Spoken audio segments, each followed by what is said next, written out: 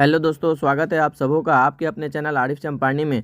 दोस्तों, आप सब कैसे हैं? उम्मीद करता हूं कि अच्छे होइएगा। आज मैं उर्दू विषय से संबंधित सवालात लेकर के आया हूं जो कि बोर्ड एग्जाम के 10वीं कक्षा में पूछे जाते हैं।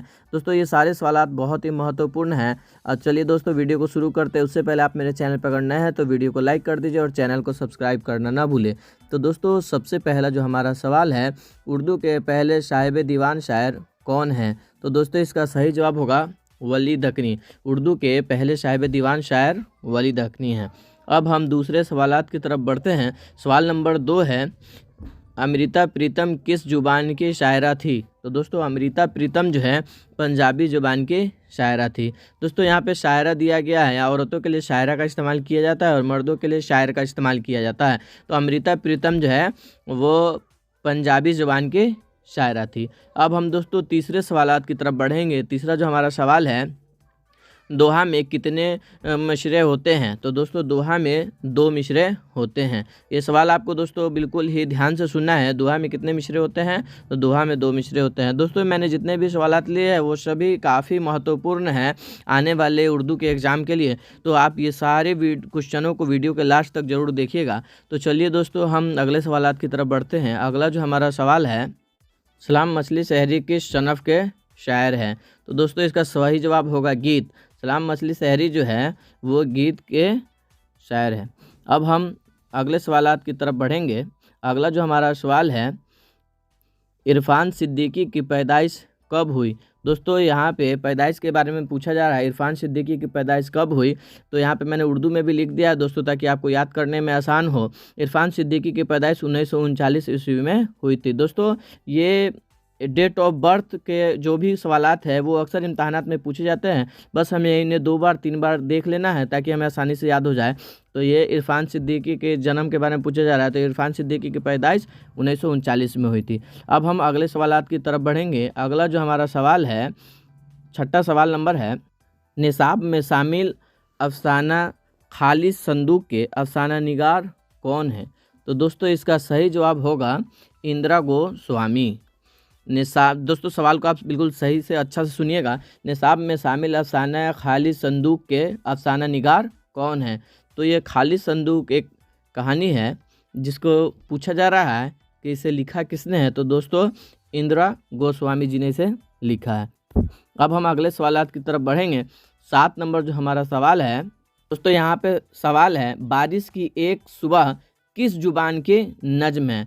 तो दोस्तों, एक ये नज्म है बारिश की एक सुबह। ये पूछा जा रहा है किस जुबान की नज्म है? उर्दू, हिंदी, मलयालम या उड़िया, ये सब में से पूछा जा रहा है कि किस जुबान की शब्द है। तो हम इसको जो है दोस्तों, इसका सही जवाब होगा यहाँ पे उड़िया। बारिश की एक बूंद जो है वो उड़िया लफ्ज़ की, उड़िया जुबान की एक नज्म है। दोस्तों, अब हम अगले सवाल की तरफ बढ़ेंगे। सवाल नंबर हमारा 8 है, वात्री के किनारे किस जुबान की कहानी है? दोस्तों, यहाँ पे एक नदी का नाम दिया गया है। तो उससे पूछा जा रहा है कि ये किस जुबान की कहानी है। तो दोस्तों, इसका सही जवाब होगा गुजराती। वात्रिक, यहाँ पे एक नदी का नाम दिया गया, पूछा जा रहा है कि किस जुबान की कहानी है। तो इसका सही जवाब होगा गुजराती। दोस्तों, अब हम अगले सवालात की तरफ बढ़ेंगे। हमारा 9वां सवाल है, हुस्न नईम किस शोबा में मुलाजमत करते थे? तो दोस्तों, यहाँ पे मुलाजमत कहा जा रहा है। मुलाजमत का मतलब होता है नौकरी। तो हुस्न नईम किस शोबा में नौकरी करते थे? तो शोबा का मतलब होता है डिपार्टमेंट। किस डिपार्टमेंट में नौकरी करते थे? तो दोस्तों, इसका सही जवाब होगा वजारत खारजा। दोस्तों, इसका सही जवाब होगा वजारत खारजा।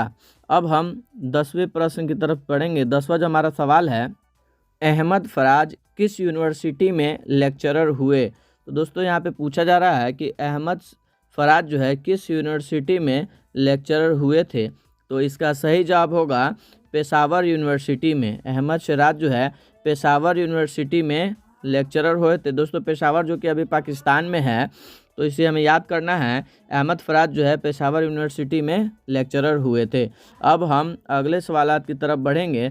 सवाल नंबर हमारा 11 है, अहमद फराज की पैदाइश कहाँ हुई? दोस्तों, ये सवाल पूछा जा रहा है अहमद फराज की पैदाइश कहाँ हुई। तो इसका सही जवाब होगा पेशावर। अहमद फराज की पैदाइश पेशावर में हुई थी, जो कि अभी पाकिस्तान में है। दोस्तों अब हम अगले सवाल की तरफ बढ़ेंगे।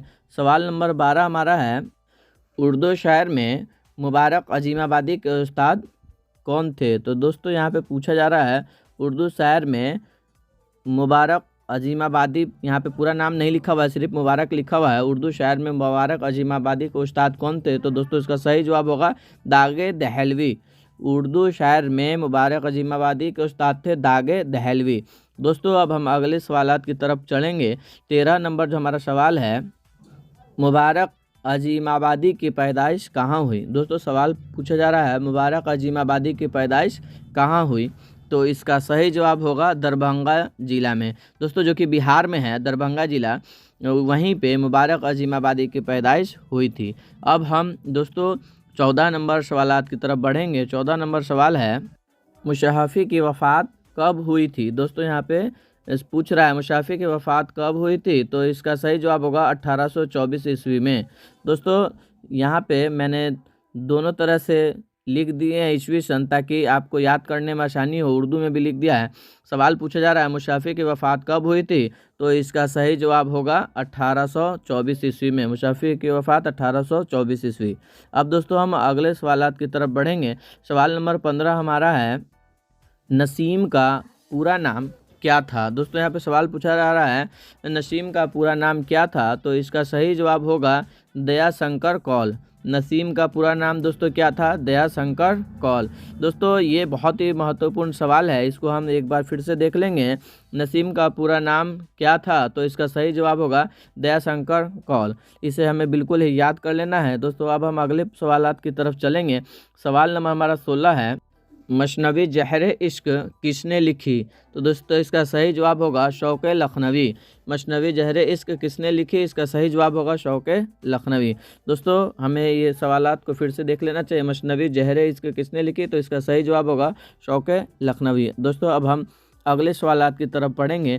17 नंबर सवाल है, यहाँ पे कहा जा रहा है कि शौक़ की पैदाइश कहाँ हुई थी। तो दोस्तों इसका सही जवाब होगा लखनऊ। शौक़ की पैदाइश लखनऊ में हुई थी। दोस्तों ये बिल्कुल हमें ध्यान में रखना है। शौक़ की पैदाइश कहाँ हुई थी, लखनऊ में। नवाबों के शहर लखनऊ में शौक़ की पैदाइश हुई थी।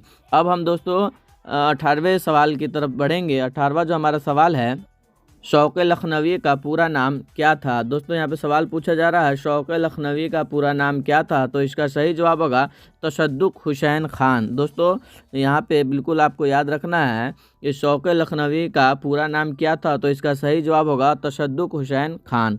शौक़ लखनवी का नाम तशद्दुक़ हुसैन ख़ान, ये पूरा नाम है। दोस्तों उन्हें शॉर्टकट में यानी छोटे नाम से शौक़ लखनवी जाना जाता था, और उनका पूरा फुल नेम है तशद्दुक़ हुसैन ख़ान। अब दोस्तों हम अगले सवालात की तरफ बढ़ेंगे। अगला जो हमारा सवाल है, मुगलिया दरबार से मिर्ज़ा गालिब को कौन सा खिताब मिला। दोस्तों यहाँ पे मुगलिया दरबार कहा जा रहा है। तो मुगलिया दरबार से हम समझेंगे मुग़लों का दरबार जो लगता था, उसी को यहाँ पे उर्दू में मुगलिया दरबार कहा जा रहा है। और मुगलिया दरबार से मिर्ज़ा गालिब को कौन सा खिताब मिला। खिताब का मतलब दोस्तों होता है इनाम। कौन सा इनाम उन्हें मिला। तो ये हम इसका सही जवाब होगा दबीरुल मुल्क।